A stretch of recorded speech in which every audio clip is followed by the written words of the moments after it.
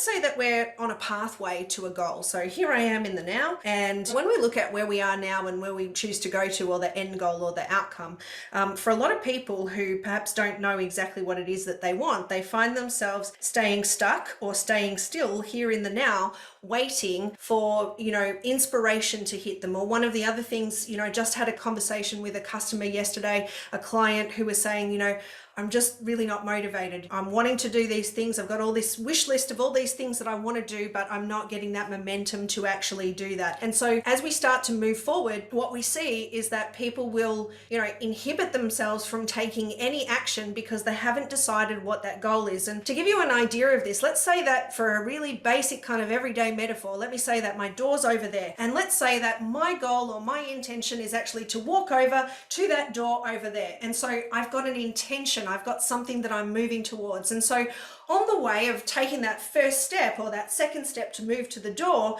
I notice along my pathway that there's something else there that actually looks more enticing. And so I shift my direction and I start moving towards that.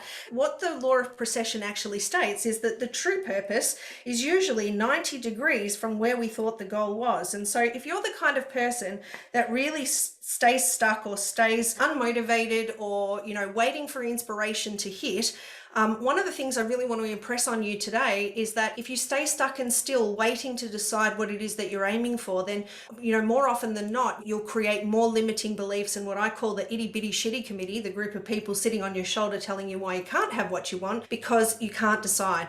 Whereas even if this goal here is something that I really wanted when I started my journey onto that, if I'm moving towards it and I suddenly encounter my true purpose, there's nothing wrong with me saying, actually, I've recognized that this was really what I wanted. And it was through my movement and my pathway of actually heading towards what I thought the goal was that I actually really was able to see what my transformation was and what my enthusiasm was really about.